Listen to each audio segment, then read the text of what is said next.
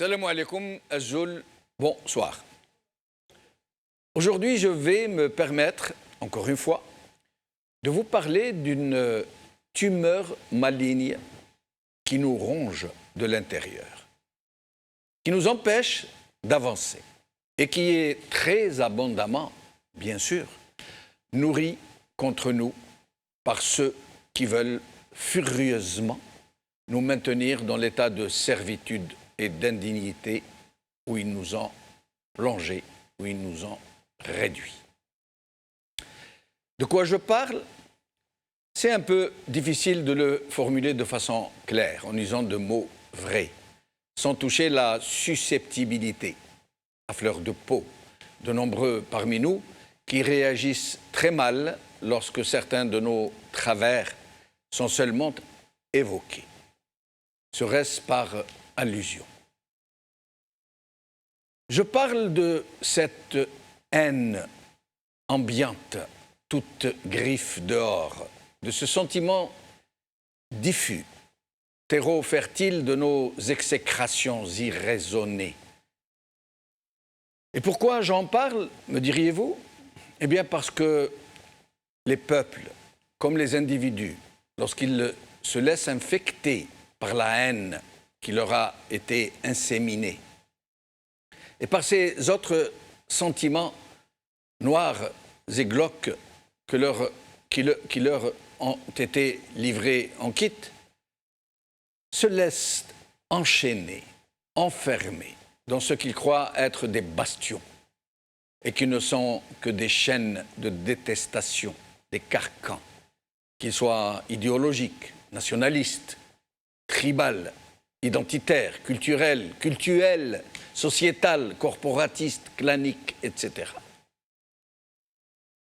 Oui, c'est bien de haine que je parle, qui s'exprime tous les jours, de mille et une façons, et qui a tendance à s'exaspérer, dans le même temps qu'elle est attisée par qui, vous savez, tout particulièrement depuis que le peuple est descendu dans la rue en criant « Khawa, Khawa ».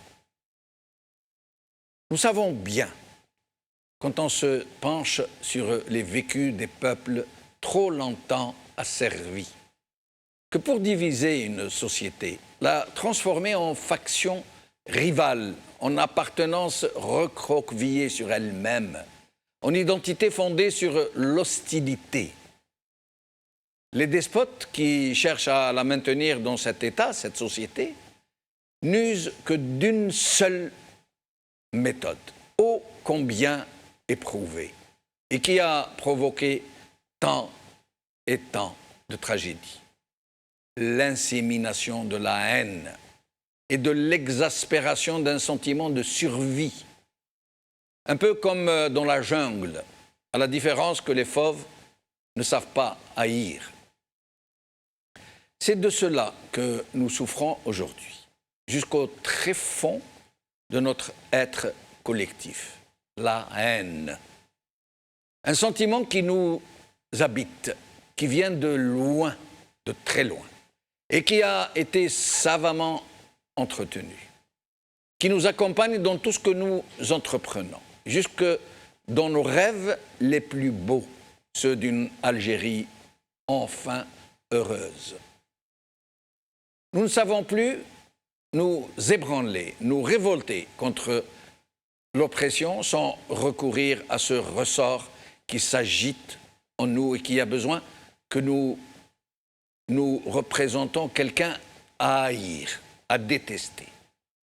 Et qu'importe la raison profonde pourvu qu'elle nous agite, comme un flux, une énergie mauvaise qui nous traverse et qui n'a même pas besoin d'être impulsée. Oui, mes chers amis, c'est cette réflexion de nos profondeurs que je voulais partager avec vous. Pardonnez-moi si j'ai été aussi direct. Et vous pourriez me répondre que je me trompe, que depuis le 22 février, le peuple algérien est dehors, dans la rue, côte à côte, à faire sa chaleureuse profession de foi, Khawa, Khawa. C'est vrai. Mais je parle d'une haine diffuse que nul instrument ne peut mesurer, mais qui est pourtant partout et tout le temps présente, qui est brandie à chaque fois, jusque dans nos drapeaux et jusqu'à dans notre incapacité à nous mettre tous d'accord pour faire émerger de nos rangs ceux-là et celles-là qui devraient pouvoir nous représenter, parler en notre nom, porter notre voix. Je parle aussi de ces polémiques latentes que nous glissons sous le tapis, dont on évite soigneusement d'évoquer, parce que ce sont des sujets qui fâchent, parce qu'ils sont porteurs d'autant de polémiques, parce qu'ils portent en eux ou en elles des besoins tout autant inséminés, d'appartenance exclusive, réductrice. Observons notre société avec humilité, sans lui chercher des poux sur la tête. Regardons-la vivre avec bienveillance et nous pourrons voir au-delà des apparences. Essayons de comprendre pourquoi tous ces baraudages à toutes nos fenêtres, à toutes nos portes, sur tous nos visages. Parlons à nos enfants quand ils reviennent de l'école et écoutons avec attention ce qu'ils nous disent. Prêtons l'oreille aux différends qui déchirent nos voisins. Essayons de scruter les raisons qui nous dressent contre nos compatriotes d'autres régions que la nôtre, de disséquer les motivations profondes des uns et des autres, même lorsqu'elles sont portées par les plus nobles intentions. Et si nous sommes suffisamment attentifs, alors nous pourrons peut-être entrevoir ces noirs tentacules qui nous tordent le cœur et qui nous emplissent d'exécration pour nos propres frères, dont nous faisons l'ennemi qui nous menace et contre lequel nous devons tous nous liguer à l'intérieur de nos noires citadelles où chacun s'invente une citadelle dans la citadelle jusqu'à l'intérieur de nos propres familles. La haine est une infection mortifère. Elle ne ronge que le cœur de celui qui la porte. S'en débarrasser est un remède que nous devrions tous nous prescrire pour en guérir et pouvoir enfin baigner dans ce qui est le plus naturel en l'homme, l'amour de son prochain, la bienveillance, l'indulgence.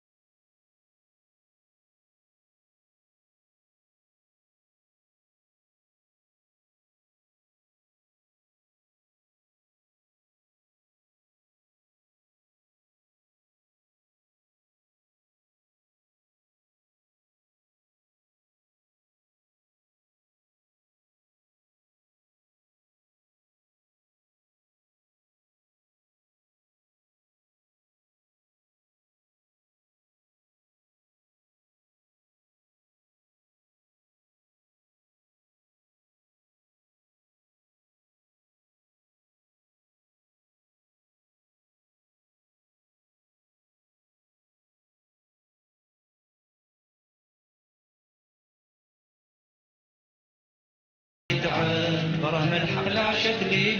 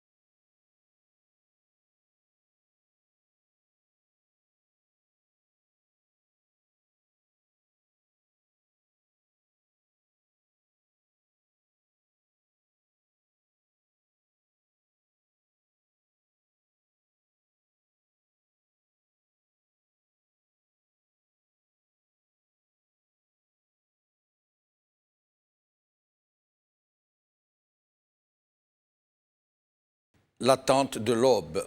C'est le titre de notre émission d'aujourd'hui où nous allons évoquer plusieurs sujets de l'heure. Et pour en parler, j'ai le plaisir de recevoir ici sur le plateau Hassan Hirish, mon ami Hassan Hirish, analyste politique. Merci Hassan d'être avec nous. Merci Jamal pour l'invitation. Je suis content d'être avec des invités que je connais déjà et qui sont totalement pertinents. J'ai hâte de les écouter. Et Houssine Jidel, en effet, très pertinent, anthropologue, militant politique, mon ami aussi. Merci d'être avec nous. Et mon ami et confrère Mehdi Psikri, journaliste, militant pour la démocratie. Mehdi, merci d'être avec nous. Bonsoir Jamal, merci pour l'invitation. Salutations aux invités. Merci beaucoup. Alors, nous allons commencer par Saleh Dabouz, qui est avec nous en ligne. Nous n'allons pas trop le fatiguer, il est en grève de la faim comme tout un chacun le sait. Il va nous dire lui-même de quoi il est question. Saleh Dabouz. Un grand salut, un grand respect. Merci.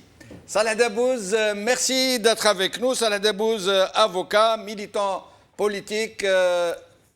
Ahlan bik, Saleh Dabouz. Bonsoir, merci, c'est Val. Bonsoir. Je salue les téléspectateurs. Je salue vos invités. Merci. Voilà, donc, à votre service. Alors, Saleh Dabouz, j'aimerais que la régie augmente un peu le son parce qu'on ne vous entend pas très bien. Je sais que vous êtes fatigué. Vous êtes en grève de la faim, Saleh Dabouz. Je suis en grève de la faim, c'est le 10e jour. 10e jour. Aujourd'hui, je suis à Raldaya. Oui. Vous savez que je suis soumis à un contrôle judiciaire. Et donc, je suis obligé d'être présent à Raldaya tous les mardis, mercredis et jeudis.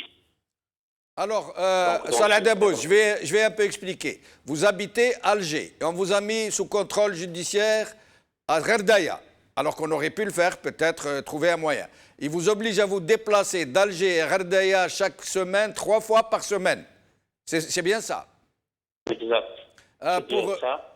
Et on sait que vous avez été menacé publiquement. D'ailleurs, nous avons passé les images de l'ex-Wali de Raldaya qui vous a menacé ouvertement, publiquement, et que vous avez subi de véritables représailles pour avoir soutenu et défendu certains de nos compatriotes qui ont subi de très lourdes injustices. Et l'un d'eux est toujours en prison, Mohamed Babadjar, et l'autre, Rabbi Rahmou, est décédé il y a peu, Kamaldin Fkhar. Donc, est-ce que j'ai bien résumé, Saleh Dabouz? Vous avez bien résumé. En fait, on me reproche, peut-être, je pense qu'on me reproche ma méthode de défendre mes clients. Peut-être qu'elle est un peu osée. Je dis cru, surtout quand il s'agit de dossiers politiques. J'ai choisi la méthode de rupture.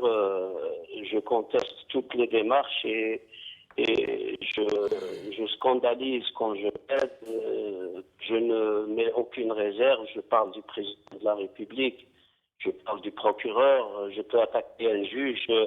Comme ça m'est arrivé, par exemple, une fois à Batna, quand il a fait une faute en avance, je lui dis que c'est pas acceptable. Il a dû arrêter l'audience et j'ai été obligé de demander qu'il soit changé. Il a été changé. Ce style de défense, surtout dans les affaires politiques, apparemment, il ne l'accepte pas à Raldaya. Et ils étaient sur le point de me mettre en prison pour ça, en évoquant des écrits sur le Facebook. Et si ce n'était pas la corporation qui avait traité une grève travail le 9 avril, parce que moi j'étais présenté devant le juge d'instruction le 8 avril, et donc j'aurais été en prison, peut-être j'aurais eu le même sort que celui de Fkhar Kamaldin. Et les raisons de ma grève de la faim, c'est pas ça. Les raisons de ma grève de la faim, c'est le déni de justice que je considère comme le pire crime qui peut exister.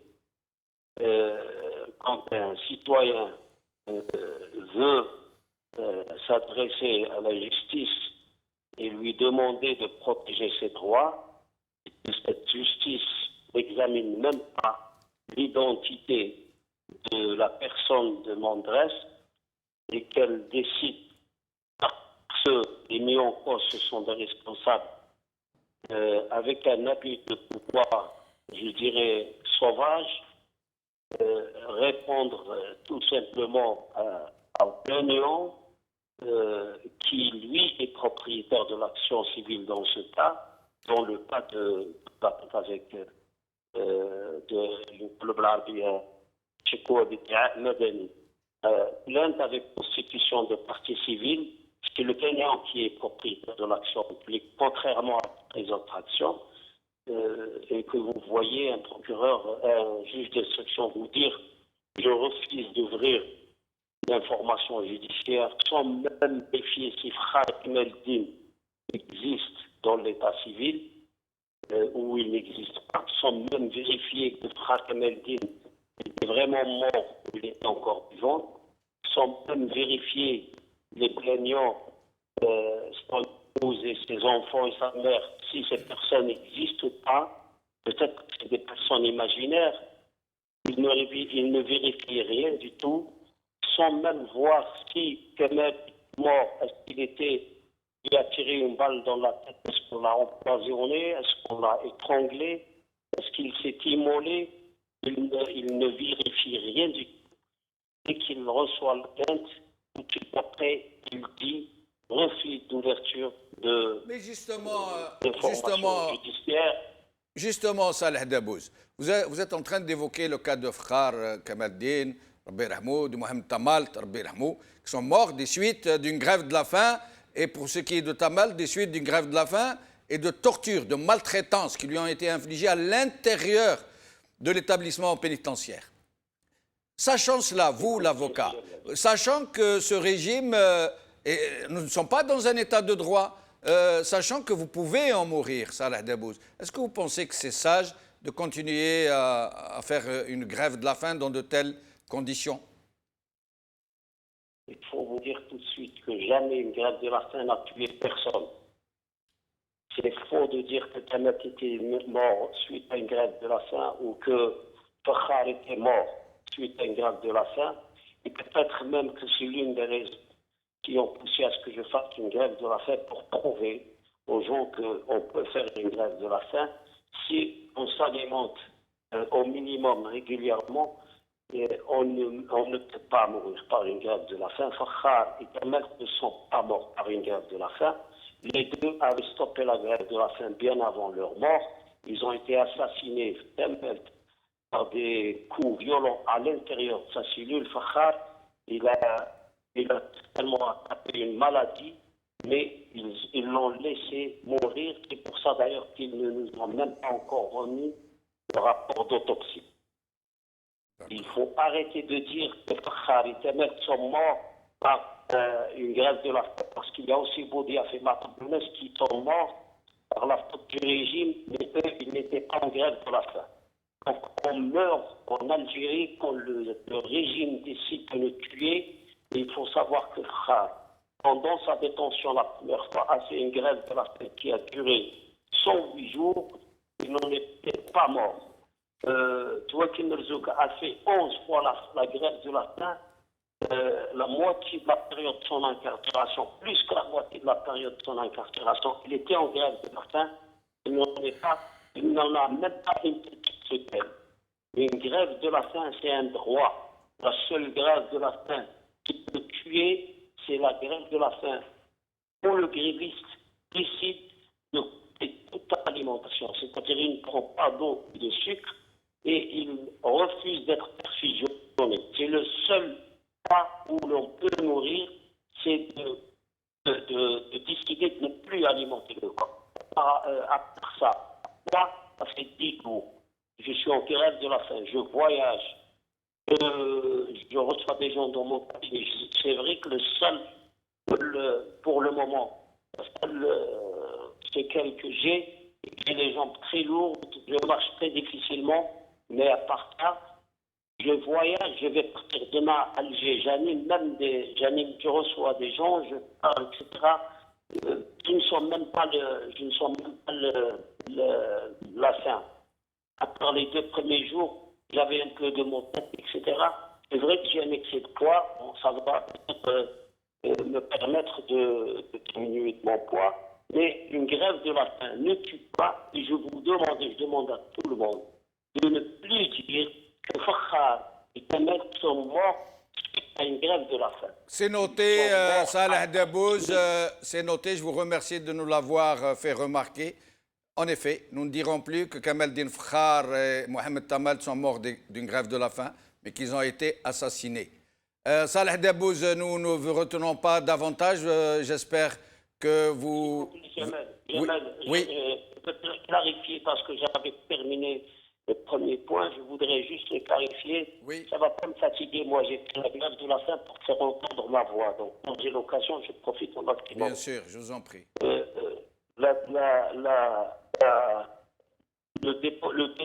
déni de justice, il ne s'arrête pas au fait que le juge d'instruction ait refusé d'ouvrir une information judiciaire. Il peut être un débutant, il peut faire une erreur.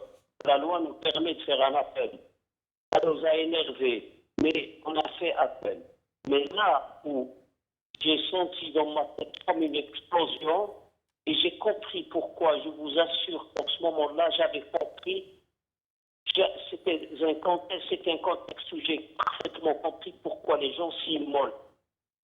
Là, c'est quand on m'a envoyé, j'ai fait appel pour contester cette décision du juge d'instruction devant la chambre d'accusation de la cour de Rataya. On m'envoie un avis nominatif destiné à Maître Debbouz pour me dire le dossier de vos clients va passer le 9 juillet devant la chambre d'accusation. C'est l'affaire numéro 265.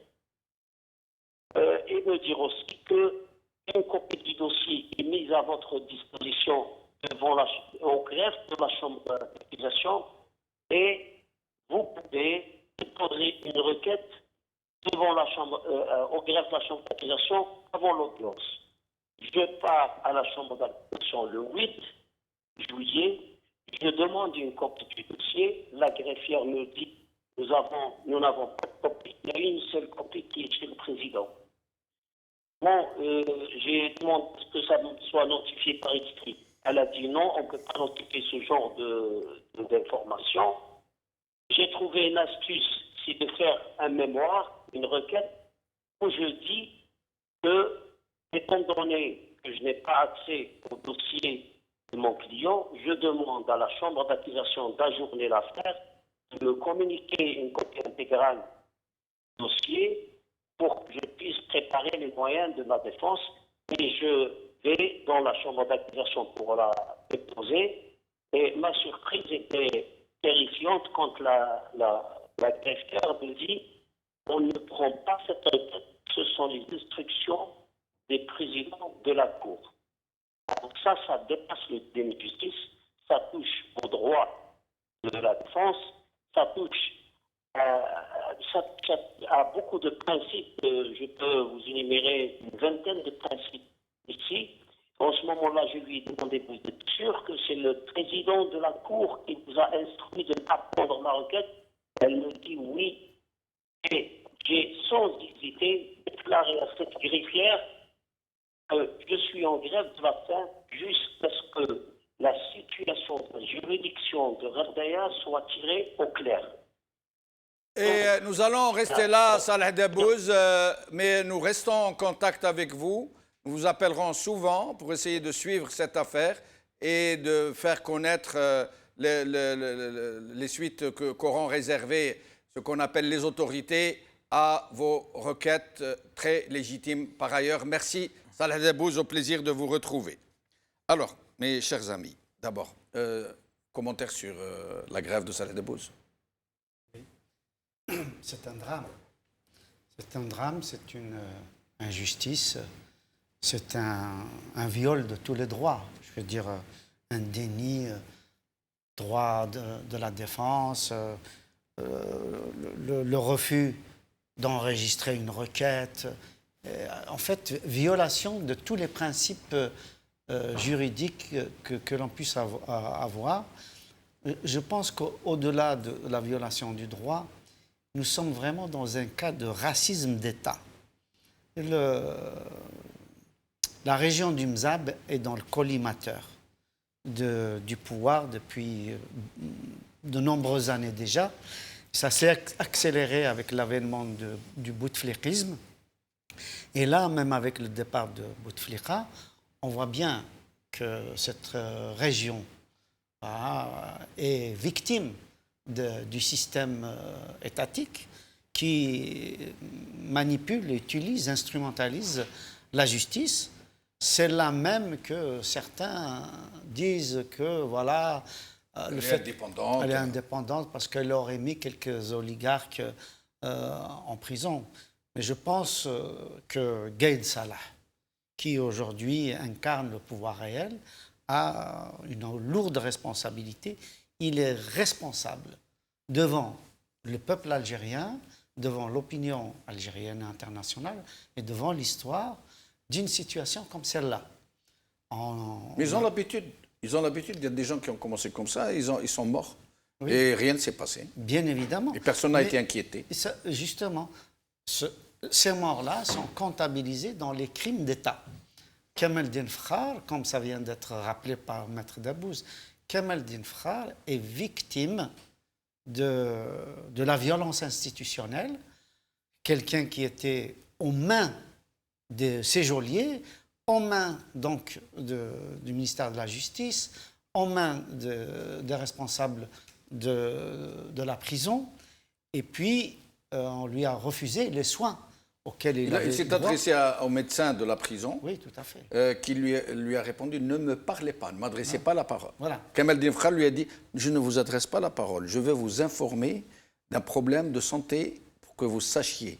Je suis médecin comme vous. » Lui dit « Non, non, vous ne me parlez pas. » Oui. C'est ça, Dabbouz, qu'il a affirmé. Hein. D'où la gravité de la situation, d'où justement ce que je qualifie comme étant un problème de racisme. Il faut appeler un chat, et on sait très bien comment les Mzab sont traités un peu partout, mais particulièrement par les institutions. On voit d'ailleurs leur absence dans les institutions. Aujourd'hui, les Mzab, je vais dire, sont complètement reclus, sont violentés. On a vu des scènes de vidéos où quand il y a eu des problèmes à l'intérieur on va dire intercommunautaire, entre guillemets, oui. Mais qui a été bien évidemment allumé. Attisé par... allumé, etc. Oui. On a vu comment des policiers et des gendarmes se sont mis d'un côté contre l'autre. Lancer des pierres, oui, etc. Oui. Et puis on a vu quand même qu'il y a eu des morts par balles. Oui. Moi, ça m'a rappelé 2001 en Kabylie. Donc il y a véritablement un racisme d'État qu'il faut nommer comme tel. Et nous devons, nous tous, nous solidariser avec le peuple Mzab et avec Maître Dabbouz qui est en grève de la faim pour justement dénoncer toute cette machination machiavélique du système qui utilise les procureurs, qui utilise les juges, qui utilise les greffières, qui utilise l'institution judiciaire pour broyer les Algériens. Et c'est particulièrement scandaleux. Moi, je ne suis pas d'accord avec vous, et on verra avec notre ami, sur cette notion de racisme, même si c'est un racisme d'État. Je ne pense pas que l'État agisse par racisme. C'est plutôt autre chose. C'est pour se maintenir au pouvoir, pour diviser, pour monter les uns contre les autres. Mais aller jusqu'à dire racisme, c'est votre avis, hein, mais je ne partage pas. Mon avis, c'est que pour se maintenir au pouvoir, on utilise tout, y compris le racisme. Absolument, absolument. Y compris le racisme. D'accord. Voilà. Je vois que c'est toujours de l'acharnement. Voilà. L'acharnement, il y a l'acharnement institutionnel, il y a les responsables, les instruments de ce régime qui ont la main libre. Un procureur à Ouali, il a mis Kamel Din Frare en prison. C'est une question de querelle de personnes. Vous me défiez à Ghardaïa, moi, Rab Gardaya, je suis le wali, je suis le procureur, je suis le Rab Gardaya. Et vous, Kamaldine, et vous, Salah Debbouz, et vous, Souf Ghanem, vous me défiez, vous allez voir. Et ça, c'est la logique du régime.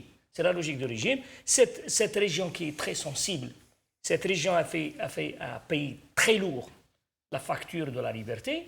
Cette région ce sont des gens qui sont très pacifiques, ce sont des gens qui n'ont rien demandé à l'État algérien.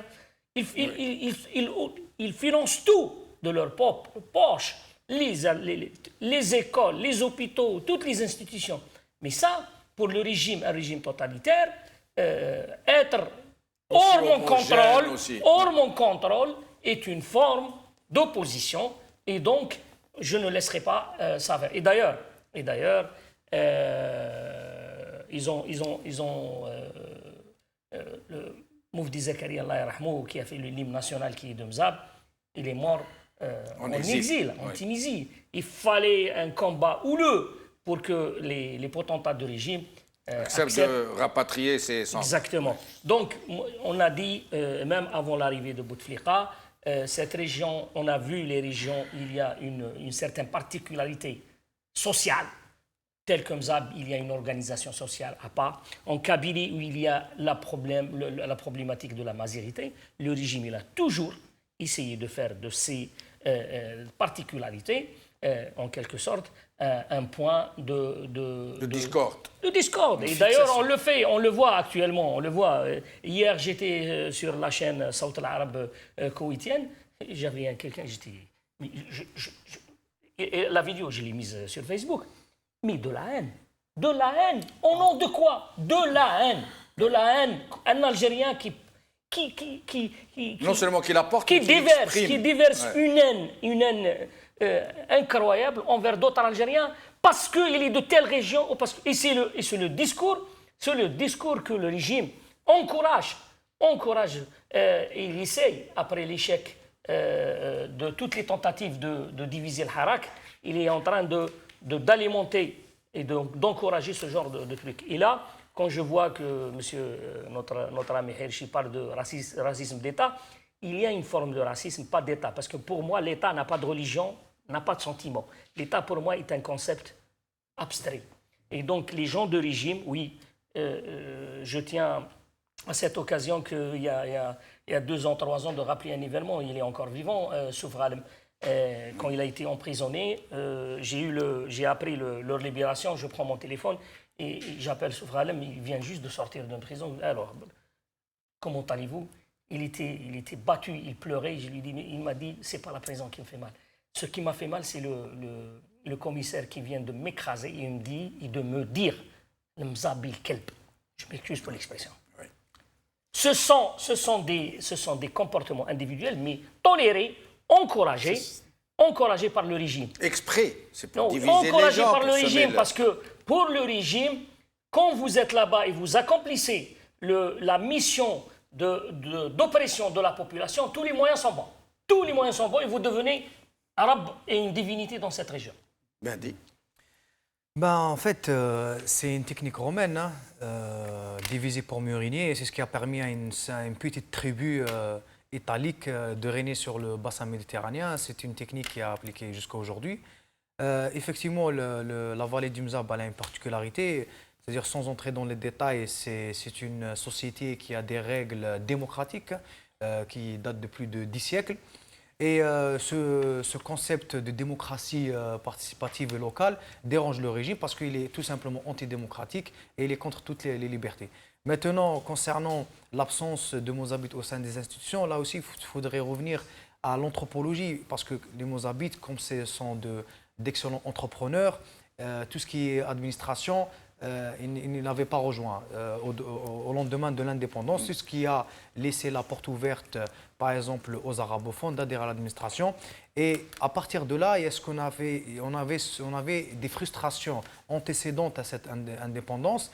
Et par le manque de contact et par le manque de dialogue, Et ça veut dire qu'il y avait des uns qui déversaient leur haine ou bien leur frustration sur d'autres, et ainsi de suite. C'est vraiment un long sujet, c'est vraiment un long débat.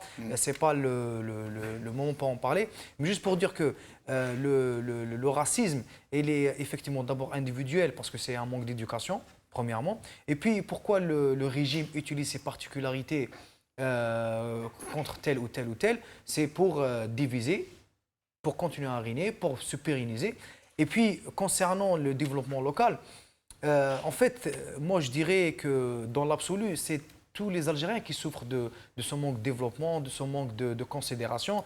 Par exemple, je ne sais pas si vous avez visité Tissimsit, des villages de Tissimsit, vous allez croire que vous êtes en 1750.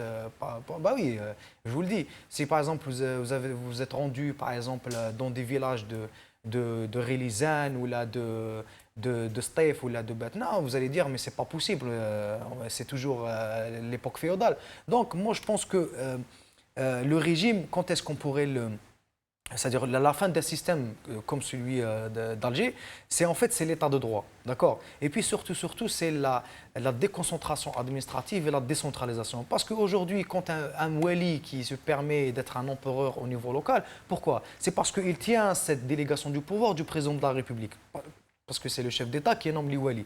Donc, si on permettait aux habitants, aux résidents soit de choisir le wali, ou bien déléguer le maximum de prérogatives au président d'appui, et que l'État central ne délègue qu'une sorte de contrôleur financier, et que les gens au niveau de chaque wilaya s'occupent de leurs affaires. Donc, c'est-à-dire que pourquoi l'état-major et les mukhabarat arrivent à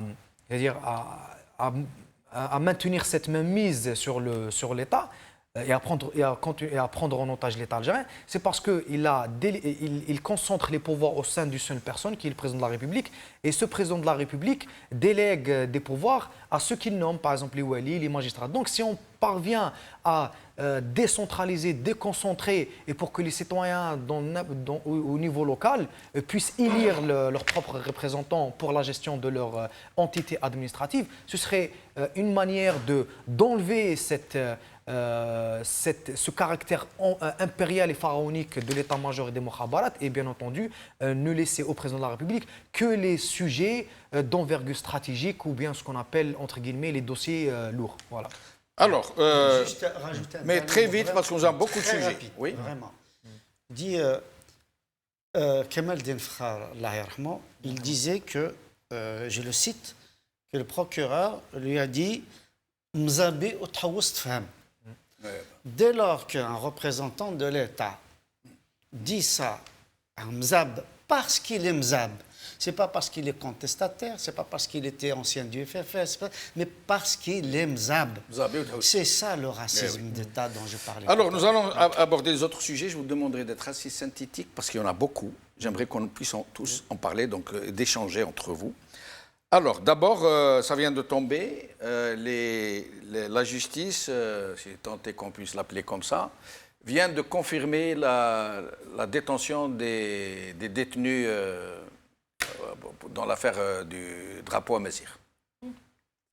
Confirmation de tous les détenus. Voilà notre cas de racisme d'État. Voilà. Et la même justice, alors tenez-vous bien, attachez vos ceintures. Et parce que c'est inédit dans le monde entier. Hein. La même justice met le ministre du Tourisme sous contrôle judiciaire, hein, vous le savez tous. Mais libre et maintenu. Mais il est libre. Et il est maintenu dans son poste. Et alors il va signer, un ministre qui va signer, Mais le problème, c'est que l'éthique aurait voulu qu'il se mette lui-même en réserve de la République. Il dit, à partir du moment où je suis sous contrôle judiciaire, je suis en réserve de la République, je démissionne, en attendant que la lumière soit faite sur l'affaire, sur mon inculpation. Non, lui reste ministre. Et on va Mais c'est ça l'arbitraire et c'est ça le régime militaire. C'est la décision, c'est l'humeur de Gaïd Salah et du commandement militaire qui dicte les décisions de justice, qui dicte les comportements de tout ce qui représente l'État. Et nous avons vu, on détient les jeunes de l'Algérie, soi-disant pour l'affaire du drapeau, même si c'était du drapeau, depuis quand on détient, on met en prison quelqu'un pour un délit? Mais depuis quand? Oui, Depuis quand?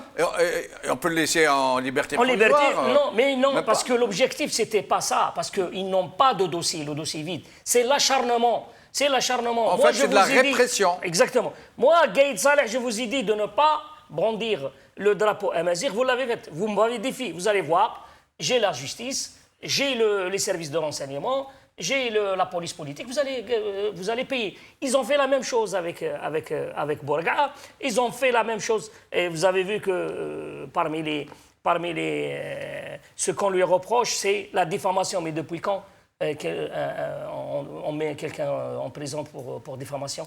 Mais depuis quand? Pourquoi ils C'est n'ont pour pas cela. mis ce ministre, ils le laissent ministre? Mais c'est l'arbitraire. Alors qu'il C'est il l'arbitraire, peut Jamal partir Din. à l'étranger, il peut signer Oui, un contrat de mais- plusieurs mais millions de Jamal dollars. Din, Jamaldine, ils peuvent blanchir le diable et, Et mettre un inculper, ange voilà. en prison. Sur cette histoire, C'est sinon on passe... C'est ce qui est en train de se faire. Effectivement, quand on met des jeunes qui ont brandi un drapeau en prison, quand on les condamne, je veux dire, on a atteint le summum. Je veux dire, à partir du moment... ça me rappelle du temps de Boumediene, on a changé le nom de la JSK Oui, parce jette. qu'il a été conspué lors de la lors Coupe du d'Algérie. fameux match. Voilà, lors Pas de la seulement Coupe le nom du JSK, tous les clubs. Non, ça c'est après. Non, même temps. non. Tous les clubs Non. ont changé. Tous les clubs ont changé du temps de Chadli, quand la GSK Ah est non, devenue du Jet. temps de Boumediene. Le CRB est devenu CMB, Chabab Mécanique Belcourt. Oui, mais ça c'est devenu après, en bon 84. Oui. Ah, d'accord, Et peut-être. il y a eu d'abord, et en fait, il y a eu deux étapes. D'accord. Et on a changé le nom de la JSK, c'est resté JSK. Ouais. D'ailleurs, ils ont payé un Égyptien pour leur trouver le nom, pour garder les initiales du JSK. C'est Jama'iyat Sari'i Kawakibi. C'est vrai que Oui. ouais. Plus tard après, quand ils ont changé à cause de la JSK le nom des autres équipes, c'est devenu effectivement en fonction des usines locales et la JSK est devenue JET. Jet. Voilà, Jeunesse électronique de Tizi Ouzou, que d'ailleurs le génie populaire a transformé en Jugurtha existe toujours. Voilà, c'est pour dire, c'est pour dire que Hossein Djidel vient de l'expliquer de façon très intéressante. C'est-à-dire que dès lors que les gens qui nous gouvernent sont des mégalomanes, des narcissiques, c'est-à-dire tout ce qui ne va pas dans leur sens est considéré effectivement comme une offense. Le moindre geste, la moindre incartade pour un narcissique qui a le pouvoir, dit comment le peuple algérien, des citoyens algériens, peuvent me contrarier, peuvent me contredire, peuvent aller à l'encontre de ma volonté, eh bien, je les écrase. Ça rappelle évidemment le despotisme monarchique, le fait du prince, et on est là aujourd'hui, et ça ne peut changer que si l'Algérie accède à un État civil, à un État de droit, et qu'on en finisse avec l'État militaire. C'est juste. Alors, très vite, Imaginez-vous- pas aussi vite que Non, Hassan. non, c'est très bref. Ouais. Les Jamaldine, ils ne vont pas les libérer. Vous savez pourquoi? Oui. Parce que s'ils les libèrent, ça veut dire quoi? Ça veut dire qu'ils ont perdu la manche, ils ont perdu le combat. Et ça veut dire qu'ils n'ont pas encore une carte entre les mains. Vous savez bien que tout le monde demande maintenant des préalables à tout dialogue, à toute négociation, à toute discussion avec ce régime. C'est la libération de tous les détenus depuis 92 jusqu'à aujourd'hui. Oui. Et donc le régime, il va conserver cette carte. Dans les meilleurs cas, s'il a l'intention de faire quelque chose, il va libérer mercredi prochain, peut-être à Borga, parce qu'il a le droit de faire un appel. Mais ça reste hypothétique. Donc, c'est une question de psychologie. Je ne vais pas vous libérer parce que sinon, je serai devant l'opinion et tous les qui lynchent les ranjas. Qui lèche ou qui lèche? Qui lèchent et qui lynchent, les deux. Alors, Mahdi Bsikri, la conférence dite Rahabi qui se fait appeler aujourd'hui Forum civil pour le changement. Forum national pour le changement. Ils viennent de proposer. C'est pas Rahabi donc. Hein? C'est pas Rahabi. Ah, c'est pas Rahabi, c'est le forum. Rahabi, c'était 6 juillet. Ah, d'accord. Ce forum civil, par qui il est composé? En fait, le Forum civil pour le changement, il est coordonné par Arar. Et le Forum civil pour le changement, il fait partie de la dynamique de la société civile pour la transition démocratique.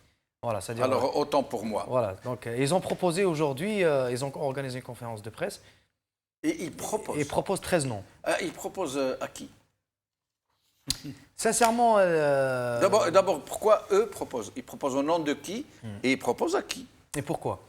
Ben, sincèrement, franchement, moi, j'ai pas tous les éléments, mais en même temps, je pourrais parler sur le principe. D'accord. Moi, personnellement, je suis contre les désignations. Voilà. Moi, par exemple, en période de transition démocratique, je ne voudrais pas que tel ou tel désigne X ou Y. Moi, je voudrais que la période de transition démocratique, effectivement, pour qu'elle soit gérée par la société et menée de bout en bout par la société, en dehors du système, sans les éléments du système, effectivement, il ne faudrait pas qu'il y ait que chaque parti désigne son représentant. Non, je voudrais qu'il y ait des élections. C'est-à-dire quoi? C'est-à-dire qu'au sein de chaque structure, par exemple les corporations, les syndicats autonomes, les associations libres et les comités d'étudiants. Comité d'étudiants, c'est une concession que je ne vais pas faire parce que franchement, c'est la locomotive de la révolution. C'est-à-dire au sein de ces structures, il y a des élections qui sont organisées. Bien entendu, il y a des conditions. C'est-à-dire que ceux qui ont fait partie du système ou là qui sont accusés de lapidation et ainsi de suite, on peut établir une liste d'une vingtaine de profils. Donc, quand il y a des élections au sein de ces structures, ces gens-là, les représentants qui ont été élus, vont constituer, vont siéger dans une sorte d'un conseil ou d'un congrès ou là pour, c'est-à-dire être une sorte c'est-à-dire, on va dire l'âme de la transition entre guillemets. Je dis ça, mais juste pour aller vite. Et après, ces représentants, c'est eux qui vont élire une instance présidentielle. Voilà. Moi, pourquoi? Parce qu'en fait, pourquoi l'élection, elle est efficace? Premièrement, ça éviterait de l'éclivage et les dissensions. Par exemple, sur une liste, vous pouvez refuser des noms. Par exemple, nos invités sur une liste, ils peuvent accepter ou refuser des noms. Non, mais par contre, si dans chaque structure, il y a des élections, ils ont une certaine légitimité. Et en plus de ça, ce n'est que pour la période de transition qui va durer de 9 à 1 an. C'est juste pour... c'est un passage obligé et il est presque technique. Et en plus de ça, avec cette précision, que ceux qui vont prendre part à la période de transition ne vont pas se présenter à un mandat électif. Mais ils ne prétendent pas être des désignés représentants. Moi, ce que j'ai compris à travers la lettre de Karim Younessi et leur démarche, c'est que le régime, il est au bout. Il n'a aucune solution.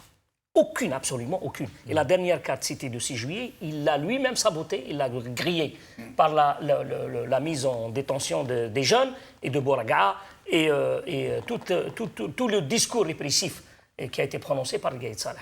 Donc, eux, qu'est-ce qu'ils disent? Ils disent, voilà un panel de personnalités. Si le régime, ils testent le régime, si le régime a l'intention d'y aller en dialogue et chercher une solution, voilà un panel de personnalités après les chefs de Rahabi. Maintenant, est-ce que c'est une initiative dictée, soufflée par un clan du régime? Est-ce que le régime, quelle est la réaction? Parce que d'après Karim Younessi, il parle de deux choses très intéressantes, c'est qu'une transition démocratique avec des préalables. Ce que jusqu'à aujourd'hui, le Gaïd Salah et le commandement militaire refusent. Ils ne veulent pas de transition et ils ne veulent pas de préalables. Alors, avant, Hassan, justement, avant de vous donner la parole, je voudrais vous lire rapidement les noms des gens qui ont été proposés. Hein. C'est Mouloud Hamroch, Mokhtar Sifi, Ahmed Talib Ibrahimi, Karim Younes, Jamil Abou Hired, Fatiha Ben Abou, Nasser Jabi, Mustafa Bouchachi, Ismail Almas, Nafis Al-Ahrash, Aïcha Zennaï, Lias Mrabat, Saif Islam Ben Atiyah. Alors, avant de vous donner la parole, très logiquement, on penserait que ces gens n'ont été proposés qu'après avoir été consultés. C'est la logique des choses. On ne peut pas proposer quelqu'un sans lui demander au moins son avis. Or, voilà que l'une des personnalités proposées, Madame Jamila Bouhired, elle vient de faire un communiqué. Elle dit « J'ai appris avec stupéfaction que mon nom figurait sur une liste de personnes chargées, avec stupéfaction, elle a dit, chargées d'organiser un dialogue entre le pouvoir et le mouvement populaire. Je tiens à apporter précision suivante. 1. Personne n'a demandé mon avis et je n'ai donné mon accord à personne. 2. Je ne peux faire partie d'un groupe de personnes dont certaines ont servi le pouvoir. 3. alors que des patriotes sont jetés en prison pour délit d'opinion, dont un officier de l'ALN, l'Akhdar Borga, le frère l'Akhdar Borga, il ne peut y avoir de dialogue avec ceux qui nous menacent et nous accusent de trahison. 4.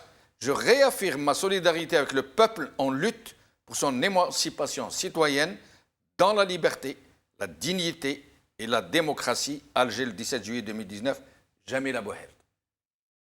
C'est clair, net, précis, courageux et évidemment, on lui tire chapeau, respect madame et merci d'être vigilante. Mais comment a-t-on pu la proposer sans lui poser la question? Non, mais ça fait partie des supercheries C'est habituelles. Mais hallucinant. Jamel Din, on a vécu ça depuis des années et des années. On a vécu ça en Kabylie en 80, en 2001, on a vécu tout ça en 92, tout ce qui a suivi l'interruption du processus électoral, on a vu la réaction par rapport à Saint-Égidio, etc. C'est-à-dire que c'est un processus tout simplement d'entourloupe qui existe depuis 1962, c'est le système Boumediene Bouteflika qui continue. C'est une véritable supercherie, c'est-à-dire qu'on n'a même pas demandé l'avis de ces gens. Et je ne sais pas, effectivement, comme disait Hassan Jidel, je pense qu'effectivement que ça doit être, je ne sais pas, un clan du régime qui soutient en tout cas le régime, qui a fait comme ça une sonde pour savoir quelle est la réaction. Mais même dans la réalité, on voit très bien que la moitié au moins de ces gens-là, je ne les connais pas tous. C'est des gens qui ont fait partie à un moment ou à un autre du système, qui ont un certain âge. Et la révolution en cours, comme ça vient d'être dit par Mahdi, le moteur de cette révolution, ce sont les étudiants, les enseignants, c'est les universités. Et donc, ils ne sont pas du tout représentés. Aussi peu, il y a 2 ou 3 personnalités. C'est un scandale. Ce n'est pas une instance, pour ne pas se tromper, ce n'est pas une instance de représentativité. C'est-à-dire, ce n'est pas ces gens-là qui vont conduire la transition. Ce sont des gens qui vont se mettre entre la population, le peuple algérien et le commandement militaire. Mais le commandement militaire, Hussein, oui, le commandement militaire, il a dit quelque chose. Je ne le défends pas. Il a dit, moi, je ne suis pas partie prenante. Voilà, moi, ça, j'observe, papoter entre vous, et venez nous en parler. Non, attendez. Il n'est pas partie prenante, le pouvoir. Non, mais c'est lui qui détient les clés de l'Algérie. Oui. C'est lui qui a le pouvoir. Oui. Donc, il ne veut pas parler directement. Vous ne voulez pas parler directement avec Moussaleh parce qu'il est rejeté. Eh bien, prenez un intermédiaire. L'intermédiaire, c'était la commission de Rahabi. Rahabi, qu'est-ce qui s'est passé? Rahabi, qui était nommé par l'opposition, entre guillemets, officielle, l'opposition de Tawfiq, on dit, agréée par Tawfiq, il a outrepassé, d'après Ben Khalaf, il a outrepassé son rôle. On lui a donné, vous coordonnez les commissions. Le gars, il s'est permis d'appeler des gens qui n'ont jamais assisté. Et c'était l'avortement. C'est-à-dire, ce sont des initiatives personnelles. Et c'est pour cela que je dis que cette initiative, tant que ces gens-là, Hamrouch et les autres, ils doivent suivre, s'ils ne sont pas signataires, s'ils ne sont pas d'accord, ils doivent dénoncer ça. Peut-être qu'ils vont le faire. Jamel Abouherd vient de le faire. Oui, espérons que les autres... Attendons. Mais c'est qu'il ne faut pas se tromper. Ce n'est pas une instance pour diriger la transition. C'est une commission. Si elle a l'aval, elle va... Et s'il y a le régime a l'intention... Mais dans ce cas, Hussein, nous aussi, on va s'organiser. Oui, en commission, ça y est, on va proposer des noms. Mais c'est pas comme ça que ça devrait se passer. Jamel Din, ce sont des personnalités, au moins, une bonne partie, ce sont des gens qui, à la fois, ils ont l'expérience, je ne sais pas pour les flatter, et ils ont une certaine audience auprès de la population. Le problème, ce sont des gens qui vont conduire uniquement, vont entendre le régime. Qu'est-ce que vous voulez? Qu'est-ce que vous pouvez lâcher? Est-ce qu'il y a les conditions? Et quelles sont les garanties? Ils vont venir dire au peuple, écoutez, le régime militaire... Non, pardon. Parce que là, je suis obligé de vous arrêter. Le régime a été très clair. Il a dit, moi, personne ne négocie avec moi, je n'ai pas ma... moi, je suis l'arbitre. Ce qu'on dit, il y a 15 jours, la situation a totalement changé. Non, mais Hussein, il a dit, rassemblez-vous entre vous, négociez entre vous, papotez entre vous, et après, en fonction de ce que vous aurez décidé, ce que vous aurez proposé, je vais voir ce qui est acceptable et non. Il n'a pas dit, moi, je suis partie prenante. Vous pensez que ces gens-là, même Karim Younes, qui est un gars du régime, ou Ahmed Talib Brahimi ou Hamrouch, ils vont se mouiller pour le régime? ils acceptent une démarche. On va voir. Ils vont accepter une démarche s'ils n'ont pas des signes, s'ils n'ont pas une certaine garantie que le régime il est prêt à faire un pas. C'est ça, moi, ma lecture politique. C'est que quand Karim Younis parle de la transition, une transition avec des préalables, ce que jusqu'à aujourd'hui, le régime Oui, mais on va refusait. lui dire cause toujours. Non, mais la télévision publique, elle a évoqué cette initiative. Elle en a parlé. Donc ça veut dire que c'est dans les arcanes du régime que ça se passe. Ils sont en train de voir des cartes. Oui. Très honnêtement, le peuple algérien n'est pas dupe. On sait très bien que c'est une opération de diversion. C'est-à-dire, on essaye de faire d'une pierre deux coups. C'est-à-dire, à la fois, on fait semblant justement d'ouvrir le dialogue, et à la fois, on table sur un échec parce qu'effectivement, ils sont ni représentatifs, ils sont même pas informés de ce qu'il faut faire, de ce qu'il ne faut pas faire, etc., de parler de quoi, au nom de quoi, etc. La véritable solution, si vraiment il y avait une honnêteté de la part de Gaïd Salah et de ceux qu'il représente, c'est que le dialogue doit avoir lieu au sein de l'armée. Il doit avoir lieu au sein de l'état-major, entre les officiers décideurs. Pour faire quoi? Pour savoir quand est-ce qu'ils se retirent réellement du politique, parce que c'est eux c'est pas comme ça que ça se passe. Non, mais c'est comme ça que ça doit se passer. Ils n'en est peut-être pas question. Mais ils ne veulent pas se retirer. Mais écoutez, ils font des propositions, nous leur faisons des propositions. Le peuple algérien, qu'est-ce qu'il dit dans la rue? C'est pas moi qui le dis. Il dit Daoula Madaniya Machi Askaria. C'est ce qu'ils disent quand même depuis un certain nombre de vendredis, et particulièrement ce dernier vendredi. Ça veut dire quoi? Traduit en termes concrets.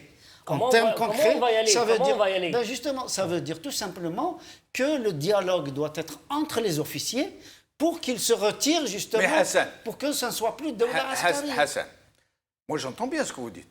Je suis complètement d'accord. Oui. C'est d'une logique imparable. Or, ça ne se pose pas comme ça. Parce que qu'est-ce qui se passe? Une transition, c'est aller d'une situation donnée vers une situation nouvelle. Bien sûr. Et entre les deux, c'est la transition pour que, j'imagine que le détenteur du pouvoir réel, qui est l'armée, se met d'un côté de la table, et le représentant du peuple, qui veut une république, se met de l'autre côté de la table, et négocie comment faire partir l'ancien pour faire aboutir le nouveau. Oui, mais le problème est que l'armée, l'état-major de l'armée, qu'est-ce qu'il a dit? Il a dit non, moi je ne négocie pas, je n'ai rien à négocier. Moi je suis là, je ne bouge pas. Discutez entre vous de ce que vous voulez concernant les élections. C'est ça. C'est tout. On dit la même chose. Justement, il y a les vrais problèmes et les faux problèmes. Oui. Le faux problème, c'est de croire que le peuple algérien va accepter une élection présidentielle en gardant le FLN toujours en vie, en gardant les GTA toujours en vie, en gardant le dispositif de la NTV, le NTV toujours dans la rigidité, dans la fermeture totale, en gardant Bedoui comme Premier ministre, Ben Salah comme président, en gardant la commission électorale, la loi électorale, c'est-à-dire tous les moyens de reproduction du système. Le peuple algérien, c'est ce qu'il dénonce tous les vendredis, tous les mardis, que Dieu fait. Donc, ils ne peuvent pas organiser des élections. Ils ne peuvent plus. Non, ils ne peuvent même pas ramener 50 personnes pour faire un dialogue. Je suis en train de dire que ça, c'est un faux problème. Ils cherchent une solution. Ils cherchent à gagner du temps. Non, moi, je dirais plutôt qu'ils cherchent à gagner du temps. À gagner du temps, à faire de la diversion. Écoutez, ils sont au pied du mur. Je m'excuse. Ils sont au pied du mur. Écoutez, quand on peut lire, je m'excuse. Les déclarations de l'ambassadeur de France à Alger, il a fait l'éloge du peuple algérien. Absolument. Et ce n'est pas pour les yeux et la beauté des Algériens, de leurs yeux. C'est parce que c'est clair. La communauté internationale dit que la solution, parce qu'il y a un plan qui est sur la table de répression, de jeter tous les symboles de Hirak en prison, de mater les gens. Il y a ce plan. On ne sait pas s'ils vont l'actionner ou non, ils vont l'appliquer ou non, mais il y a Alors, le message des Français, il est clair. C'est que ce peuple ne mérite pas ce que vous êtes en train de tramer.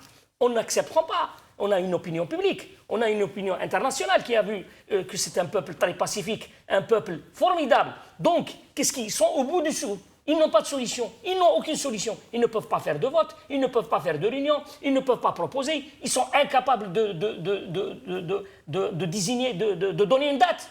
Qu'est-ce qu'il faut? Il leur faut un intermédiaire. Le peuple les rejette. Hein, la population. Et donc, ils sont en train de gagner du temps. Non, c'est pas le gagner, Parce il n'est pas dans leur intérêt. Ils ne peuvent pas aller à ces élections qu'ils veulent préparer parce qu'ils savent qu'ils auront un boycott massif. Ils n'ont pas de. Jamaldine, supposons que demain, le peuple algérien a décidé de rentrer chez lui. Il n'y a plus personne dans les rues. Qu'est-ce qu'ils vont faire, ces militaires?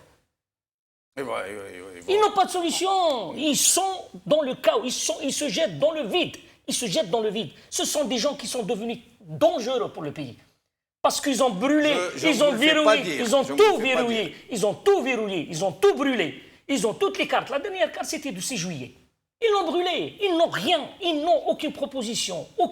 Rien. Alors, qu'est-ce qu'il y a? Il y a au sein du commandement militaire des gens qui sont peut-être, ils disent, mais attendez, mais ça c'est dangereux pour nous-mêmes, pour notre personne. Ouais. C'est suicidaire. Ils disent aux gens, allez-y. S'il y a dans la rue quelques personnalités, on est prêt à lâcher. Mais là, la question, qu'est-ce qu'ils peuvent lâcher? Et est-ce que si ces personnalités ont accepté d'être comme intermédiaires, c'est qu'ils ont reçu des assurances? Mehdi? En fait, il ne faudrait pas oublier que face à un régime despotique comme celui-là, il y a une stratégie. En fait, le régime, il essaie de mettre les citoyens algériens sur la défensive. C'est-à-dire que toutes ces arrestations, toute cette injustice, cet arbitraire, c'est pour faire oublier, pour détourner le regard des véritables enjeux, entre autres à la période de transition démocratique, parce qu'en fait la transition, on y est. Sauf qu'aujourd'hui, la transition, elle est menée par le régime. Ce n'est pas une transition comme on la voudrait qu'elle soit. C'est une transition qu'on le veuille ou non. Voilà, c'est une transition. Ouais. La transition, là, elle est là, mais elle n'est pas démocratique pour le moment. Très bien. Donc, le régime voudrait mettre les citoyens sur la défensive, en essayant de faire peur, en emprisonnant, pour une histoire de drapeau berbère, pour un pins, pour le vendeur du pain, et ainsi de suite. Mais en même temps, c'est-à-dire qu'il y a une vivacité au sein de la population, c'est que chaque vendredi, les Algériens rappellent non seulement la nécessité du changement du système et non pas le changement dans le système. Et en plus de ça, ils n'oublient pas ceux qui ont été emprisonnés. Par exemple, la libération des détenus d'opinion, c'est un slogan qui est scandé depuis les derniers vendredis. Très bien. C'est-à-dire qu'en fait, le régime, puisqu'il ne réussit pas, il essaie d'utiliser toutes les cartes de division, les cartes de la peur, les cartes de la corruption également, les cartes de l'infiltration, mais il ne réussit pas. C'est-à-dire là, il est acculé. D'accord, il est acculé. Et comme c'est l'état-major, ce n'est pas des militaires qui savent faire de la politique. D'accord. Par exemple, comment il s'appelle, Toufer, qui est en prison aujourd'hui, c'était parmi les militaires qui savaient faire de la politique. C'était un criminel administratif et également humain. Mais au niveau politique, il savait. Par rapport à Gaïd Salah, par rapport à Ben Chenguereha, et ainsi de suite. Je parle du politique, je ne parle pas est-ce que c'est un homme politique. Je ne dis pas ça. Ce n'est pas des hommes politiques et ce n'est pas des hommes d'État. Moi, je parle de l'aspect politique. Très bien. Maintenant, ils ne savent pas. C'est des gens qui ont été dans l'opérationnel. Très bien. Maintenant, ils essaient de trouver... ils essaient de lancer des balles de sang, ils essaient de courtiser, mais ça ne marche pas parce que ça fait un flop. Entre autres, la conférence, le Forum national pour le dialogue du 6 juillet, dans laquelle on a essayé de vendre uniquement la carte de la présidentielle à travers Benflis, Moukari, Jaballah, et ça n'a pas marché. Aujourd'hui, c'est quoi qu'est-ce qu'il devrait comprendre l'état-major? C'est que comme il ne peut rien faire, il ne fait que perdre le temps.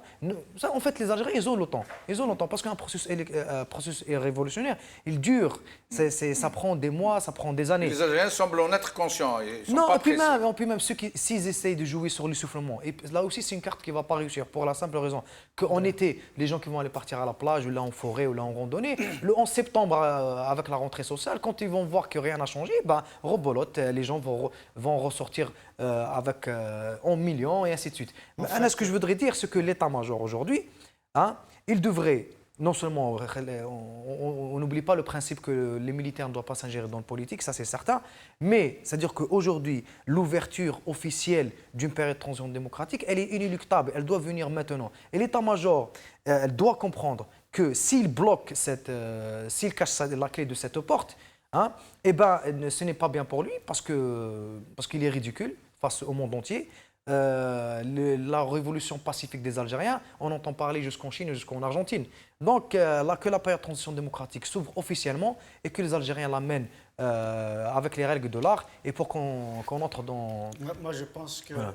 Très vite, parce qu'il y a deux autres sujets très importants. Vraiment vite. Hein. Vous pourrez m'arrêter. D'accord. Moi, je pense que le pouvoir a cherché plusieurs pourrissements.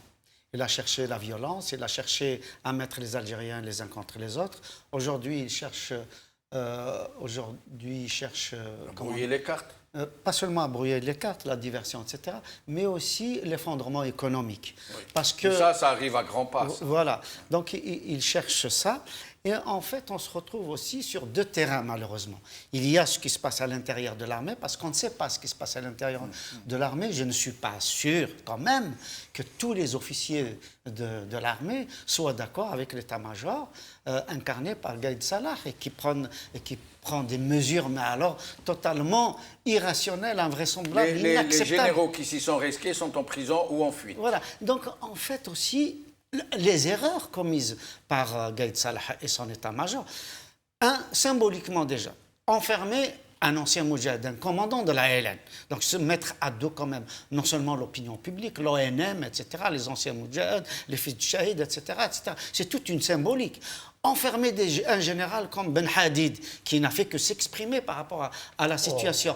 Enfermer des jeunes berbères qui tiennent le drapeau. Enfermer un industriel comme Orbrab. Enfermer une jeune fille du RCD, etc.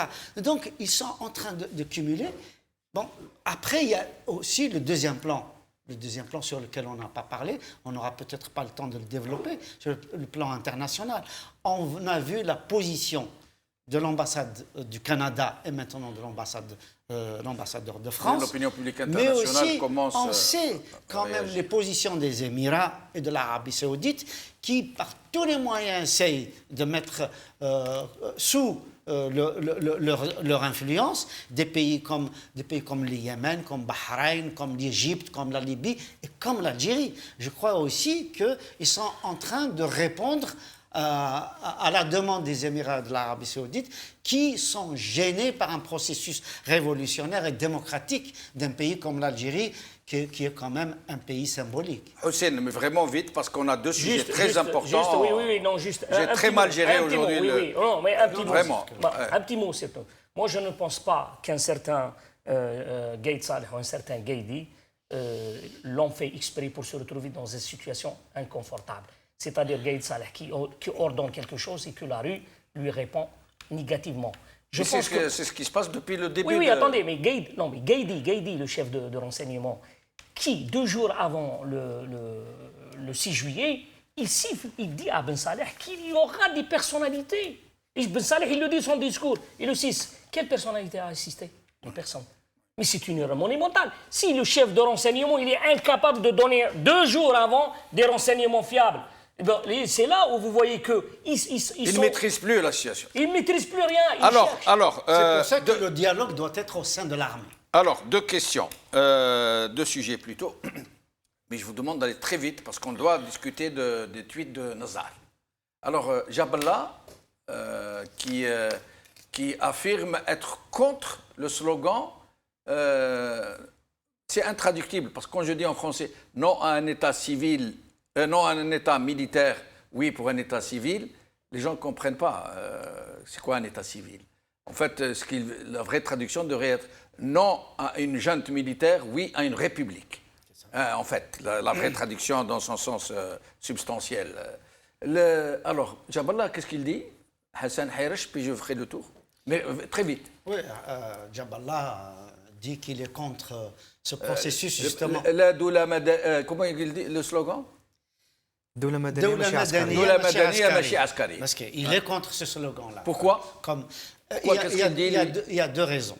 Il y a d'abord la Chita, parce que Gaïd Salah, évidemment, Bon, ça, on l'a s'est énervé deviné, contre on l'a ça, deviné. etc. Mais lui, qu'est-ce Bon, qu'il dit? ça, et deuxièmement, il trouve le prétexte que, en fait, tout ça, ça va vers la laïcité, que c'est un concept... Ça va vers la laïcité. Oui, et que c'est un concept plutôt français. Voilà. Et Franchement, il faut vraiment trouver... Et que finalement, l'armée au sein de la République, pourquoi pas, etc. Donc, Jaballah, je veux dire, c'est un, comment dire, une espèce de charlatan politique. Hein. C'est incroyable de dire non à une junte militaire, oui à une république, c'est français, c'est typiquement laïque. Il ne représente pas grand-chose Oui, dans un système démocratique. Il sait que lui-même, il serait totalement balayé. Non, mais je pense que ce n'est pas la première fois. Jaballah, il a mélangé quelques boîtes de médicaments.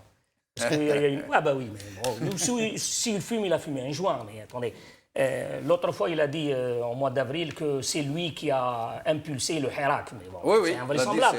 Mais bon, ce gars-là, mais bon, comme disait Ali Hayab Benor, il dit, mais si Jaballah, celui-là, il est fou. Il dit, mais vous savez, Jaballah, il a dit en 95, c'est moi qui est le plus apte d'être président de la République parce que j'ai 2 licences en sciences religieuses, islamiques et en droit. Ça, c'est Ali Hayab Benor qui l'a apporté. Mais bon, écoutez, ce gars-là ne représente rien. Comme il disait Hassan, il dit n'importe quoi. Il est coincé. C'est lui qui a initié ce genre de dialogue. Il a été capoté par... Mais il est partout, hein, dans toutes les conférences, dans toutes les rencontres. Mais c'est normal, il est dans son rôle. Il est dans son rôle. Et s'il ne va pas dans ce sens, il y a la présidente de l'Harrach de Blida qui l'attend. Lui et Makri, tout ça. Parce que pour Gaïd Salah, celui qui n'est pas avec moi, il est contre moi. Et vous devez faire le travail de ce que l'armée n'a pas pu le faire. Ces partis politiques, ce sont les relais du régime, ils doivent le faire. Alors, Mehdi, avant de passer au tweet de Nazar. En fait, ce qui est bien avec la révolution citoyenne, c'est qu'elle a non seulement surpassé le régime, mais elle a également surpassé la classe politique. Très bien. C'est-à-dire qu'en fait, l'Algérie aujourd'hui, elle a besoin du renouvellement de la classe politique. Moi, sincèrement, par exemple, les Benflis, Moukri, Jaballah et tant d'autres, Bokroh, sincèrement, moi, je ne voudrais plus les revoir en tant qu'acteur politique. Ça, ce n'est pas parce que je suis jeune hein, par rapport aux invités, mais c'est parce que, voilà, ils ne s'inscrivent plus. C'est-à-dire, déjà même leur logiciel... C'est peut-être pas l'avis de tout le monde. Hein. Peut-être qu'il y a des gens qui... En tout cas, moi, c'est son avis. D'accord. En tout cas, ce qui est certain, c'est que leur logiciel ne s'accommode pas avec celui de la Révolution. Les tweets de Nazar, je reste avec vous, parce que vous êtes celui qui a le moins parlé aujourd'hui. Les tweets de Nazar, il y a un 3e qui vient de tomber. On va les voir rapidement, les tweets de Nazar. Regardez. Soucieux de l'intérêt du pays, j'ai adressé une lettre en 2015 à l'ex-président Bouteflika pour attirer son attention de par ma fonction antérieure et ma connaissance des hommes que j'ai commandé sur la nécessité de remplacer l'actuel chef d'état-major de l'AMP par plus jeune. Ensuite, c'est grave, ça. Le Hirak pacifique a poussé Bouteflika à démissionner, pouvoir usurper Manu Militari, la constitution violée par des injonctions illégitimes. L'Algérie est prise en otage par un individu brutal qui a imposé le 4e et inspiré le 5e mandat. Il faut y mettre fin, pays en danger. Il est dommage que des officiers de grande valeur ayant fréquenté de grandes écoles soient à la merci de ce triste personnage. Sans Gaïd Salah, le clan n'aurait jamais survécu de la sorte. Il a fourvoyé l'ANP qui n'avait aucune intention de se mêler de ces errements. C'est Nazar qui le dit. C'est incroyable. C'est intéressant. Ah, et comment C'est intéressant à plusieurs titres. D'abord, on sent qu'il se désolidarise de Gaïd Salah. Il vous a pris la parole, hein? C'est pas Oui, grave. pardon. Non, c'est pas grave. Non, mais je vais aller très vite alors. Surtout pour les jeunes. Oui. C'est à nous de leur donner la parole. céder la place. Mais absolument. L'Algérie, c'est pour eux. Vous savez, un pays ne nous appartient pas. Même aux plus jeunes, il appartient aux générations futures. C'est à nous vraiment de préparer ce pays pour les générations futures. Et on n'en parle pas assez de ces générations futures qui ne sont pas encore nées. C'est 50 ans, dans 100 ans, dans 200 ans, etc. Parce qu'il y a la pérennité de l'Algérie. Celles qui profiteront des arbres que nous allons planter aujourd'hui. Absolument. Donc, Ça, à mon avis, Khaled Nzar, c'est quelqu'un de renseigné, c'est quelqu'un qui a ses réseaux à l'intérieur de l'armée, à l'intérieur des services, etc. S'il commence donc à taper sur Gaïd Salah, ça peut être un signe d'essoufflement, justement, de l'état-major par rapport à Gaïd Salah. Peut-être un signe, justement. Peut-être parce que son fils a dû fuir, parce qu'il Lui-même. était dans le... Oui, lui-même. Lui-même aussi. Oui, hein. oui, mais ça, justement, ça fait partie des hypothèses. À la fois, ça peut être, parce que franchement, pour dire tout ça, bon, Il a promis une guerre. Aujourd'hui, il a promis une guerre voilà, à Gaïd Salah. voilà. Ça veut dire si vous me touchez, je sors ce que j'ai. Là, c'est des coups de sommation. Hein. oui, tout à fait. Donc, on va assister au rapport de force entre les anciens et les actuels, etc. Et c'est la même génération. Gaïd Salah et Nzar, c'est la même génération. Ouais. C'est des hommes en trop, comme dirait Claude Lefort. C'est des hommes en trop. C'est un système totalitaire où ces gens-là imposent leur narcissisme, leur mégalomanie, imposent, comment dire, leur point de vue à un peuple jeune, à un peuple qui a envie de respirer. Bah, sincèrement, quand ça vient de Khaled Nzar, c'est pas rassurant. Et puis en même temps, s'il y a une guerre entre Gaïd Salah et Nzar, ça concerne que ces deux personnages. Ce n'est pas notre affaire. Voilà, donc, ouais, sincèrement, encore Khaled Nzar pourrait être bénéfique pour la révolution. Au contraire, c'est quelqu'un d'anti-révolutionnaire. Mais il menace de balancer des scandales qui concernent Gaïd Salah. Qu'il les balance, ça ne nous concerne pas. Pour nous, Gaïd Salah, il est fini. Déjà, Gaïd Salah, c'est bon. Et là, s'il ne part pas aujourd'hui, il va partir demain. Et s'il ne part pas demain, il partira dans...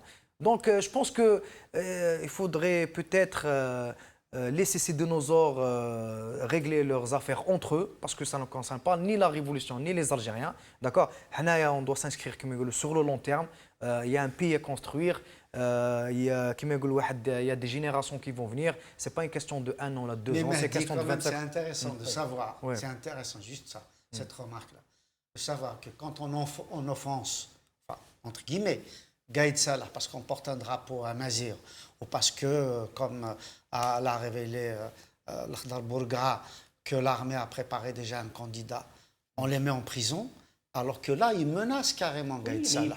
Et il est en liberté. Non, mais plus que Je veux dire, il y a 2 poids, 2 mesures. Donc, et ce sera le mot de la fin. Oui, non, mais c'est plus que ça. Tout ce qu'il a dit, Khaled Nzar est un criminel qui devait être jugé. Bon, il faut bien le dire. Mais Khaled Nzar, il appelle les officiers à se replier. C'est quelqu'un qui veut encore rallumer le feu en Algérie. 250 000 morts, 23 000 disparus, 2 millions d'orphelins et de veuves. Il n'est pas encore content. Et puis, là, c'est la preuve. Le peuple algérien est en train de voir 2 militaires. Les 2 militaires sont dangereux. Tous les militaires sont dangereux pour l'Algérie. Ce n'est pas la politique, ce n'est pas leur place. Ils devaient être dans leur caserne. Regardez s'il n'y avait pas ces gens-là, ils se mêlaient pas de la politique, on n'aurait pas à voir ce genre de spectacle. Quelqu'un qui appelle les militaires à se rebeller. Il veut une guerre en Algérie. Heureusement, alhamdoulilah, le peuple il est là. Il n'acceptera jamais. Et les gens, et les djounoud, les simples Algériens qui sont dans l'armée, ils n'accepteront pas ce jeu. Mais les Algériens sont en train de voir que les militaires ils sont dangereux. Ils devaient sortir du jeu politique. Que ce soit un Nzar, que ce soit un Gaïd Salah et le commandement militaire. Si on sera tranquille le jour où ils seront dans leur caserne et qu'ils laisseront la sphère politique et le jeu politique entre les mains des politiques. C'est pour ça que le vendredi, le peuple algérien doit appeler, il l'appelle d'ailleurs, à ce que les militaires aient un dialogue entre eux. Le dialogue, c'est celui-là, le vrai dialogue que Jamal dit, c'est que les officiers puissent parler entre eux, que les langues se délient et qu'ils se réunissent et qu'ils... Pour restituer le pouvoir au peuple. Absolument, pour la souveraineté populaire qui a été confisquée en 1962 par l'état-major de l'armée des frontières. Et je crois qu'on est en train de vivre les conséquences de cette catastrophe de l'été 62. Et puis, peut-être que les officiers supérieurs ou les jeunes officiers, il ne faudrait pas qu'ils écoutent ce Nzar parce que c'est quelqu'un d'antinational. En fait, si un militaire part, la meilleure des manières et la plus pacifique, c'est qu'on applique sur lui la fameuse loi de départ à la retraite. Par exemple, moi, sincèrement, je serais contre qu'il y ait un putsch au sein de l'armée. Parce que, en fait, vous savez, nous, si nous sommes contre le système ou contre le régime, nous voulons la paix, la continuité de l'État. Le problème, c'est quoi? C'est que si, par exemple, l'armée se déstructure, ce n'est pas bon ni pour la révolution, ni pour l'État algérien. Donc, Gaïd Salah doit partir. Tous les officiers supérieurs qui ont dépassé les 70 ans ou les 60 65. ans, voilà, doivent partir. Crois, en fait, il y a une loi. 0602. Voilà. C'est à partir de 65 ans. Très bien. Il y a une loi qui est claire, qui est nette. Il faut l'appliquer. Il faut l'appliquer. Voilà, partez. C'est bien pour l'Algérie. C'est la manière la plus pacifique. Et puis, pour revenir à ce que je disais au début, c'est-à-dire dans le cadre d'une transformation constitutionnelle et institutionnelle, il faudrait définir le rôle de l'armée et de Mukhabarat dans la Constitution. C'est-à-dire qu'il faudrait constitutionnaliser la non-ingérence de l'armée et de Mukhabarat dans la politique. Juste un petit mot seulement concernant ça. Moi, je vois que ce sont des gens dangereux. Nous n'accepterons pas, nous, militants et Algériens, nous n'accepterons pas qu'un putsch au sein de l'armée pourra avoir lieu.